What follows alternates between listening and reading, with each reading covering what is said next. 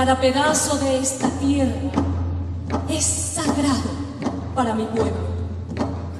Cada rama brillante de un pino, cada puñado de arena de las playas, la penumbra densa de la selva, cada rayo de luz y el zumbar de los insectos son sagrados en la memoria y vida de mi pueblo.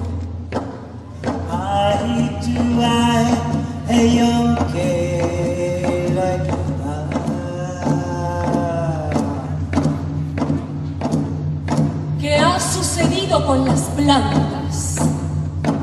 Están destruidas. ¿Qué ha sucedido con el águila? Ha desaparecido. De hoy en adelante, la vida ha terminado. Ahora empieza la sobrevivencia.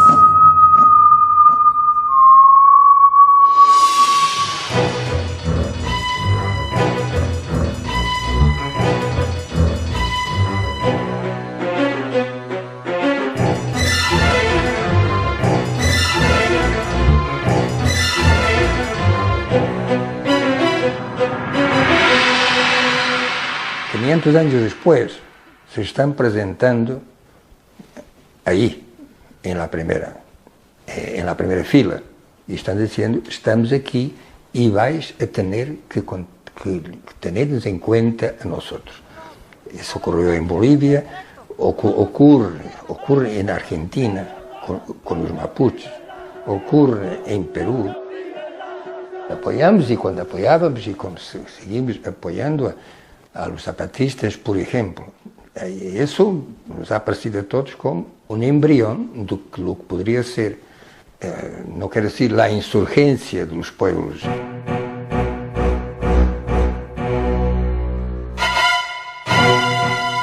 El primero que va contracorriente en ese sentido es el subcomandante Marcos, que el 1 de enero de 1994, en plena depresión militante internacional, surge una guerrilla, cuando ya se pensaba que las guerrillas habían pasado a la historia, surge una guerrilla de la selva de Chiapas y ocupa San Cristóbal de las Casas y hace una serie de proclamas donde se vuelve a encontrar el lirismo, yo diría, revolucionario. No un programa concreto, no una transformación concreta, pero la idea de que es posible transformar el mundo en definitiva. Los insurgentes tomaron las alcaldías, las comisarías de policía y las emisoras de radio. La voz de los indígenas de Chiapas se escuchó en todo el mundo, hartos de los encarcelamientos arbitrarios, de los desalojos y despojos, de los asesinatos, de la marginación, de la extrema pobreza y de la negligencia y complicidad de las autoridades.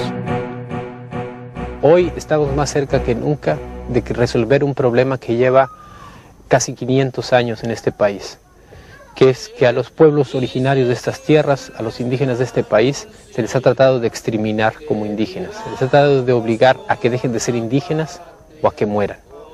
Entonces estamos por primera vez en todos estos siglos ante la oportunidad de que la nación mexicana reconozca que los pueblos indígenas forman parte de ella y que tienen derecho a ser parte de esa nación sin dejar de ser indígenas. De todo el esfuerzo de los zapatistas. Cuando surgen estos movimientos sociales muy fuertes, lo primero que hace el sistema y muchos de los medios de comunicación es acusarlos de violentos. Pero nunca hablan de la violencia estructural, de lo que tuvieron que soportar durante tantos años y siglos, y de la necesidad de tener un espacio propio. El zapatismo significó una sacudida, un despertar a mucha gente que pensaba que la historia en efecto había terminado, que habíamos perdido frente al poder, cualquiera que haya sido el poder, que luchar no tenía caso y menos pensar en colectivo, que lo que valía la pena era que cada quien se preocupara de su propio futuro, ¿no?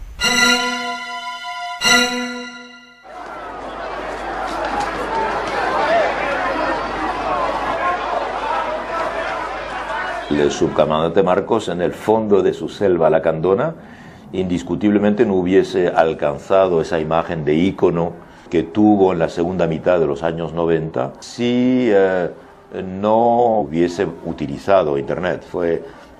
No nos olvidemos que estos fenómenos son muy paralelos. Ese Internet se inventa en 1989, es decir, con la caída del muro de Berlín.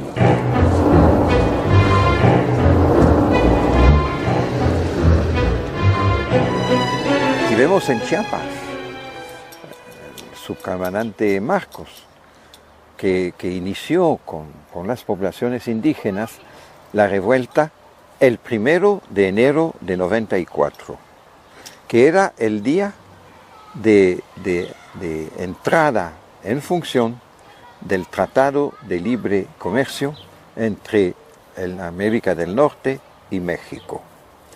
Y eso evidentemente era muy típico de una alianza entre la conciencia de identidad indígena con la conciencia de la globalización económica.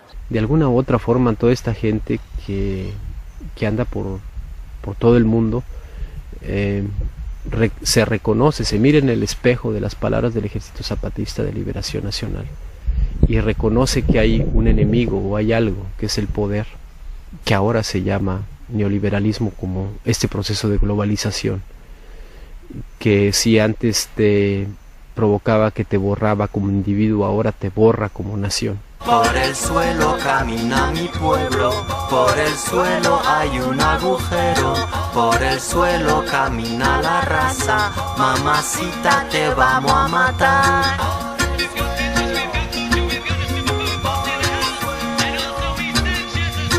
Esperando la última ola, Pachamama me muero de pena, escuchando la última rola, mamacita te invito a bailar. A mí los zapatistas me abrieron los ojos.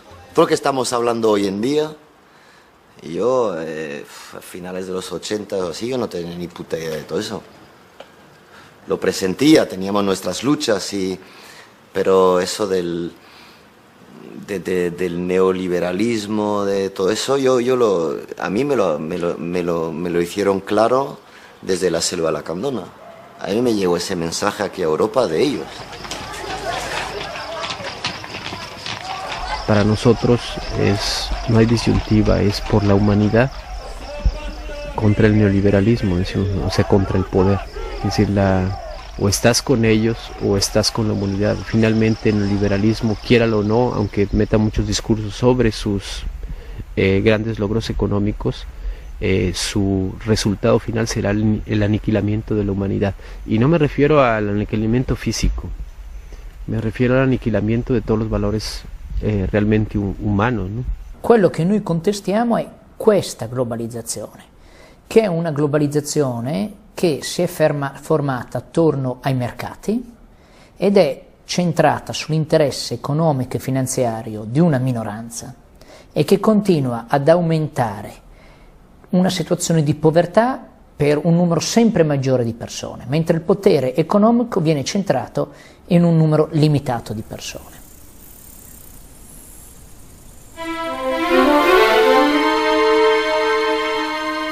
Ya no creemos en los gobiernos que prácticamente ofrecen y solo son ofertas de campaña, ni siquiera son coherentes con su palabra mismo que van diciendo.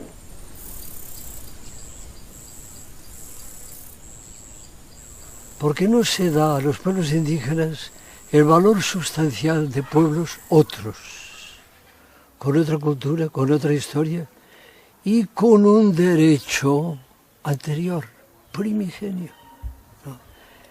Y en segundo lugar, porque lo que se pretende es la integración de esos pueblos. Que todos los indígenas de Bolivia sean bolivianos, no quichuas aymaras, no. Que los indígenas de Brasil sean brasileños, no guaraní, caigangui, tapirapé, carayá. Una integración que desintegra a los pueblos.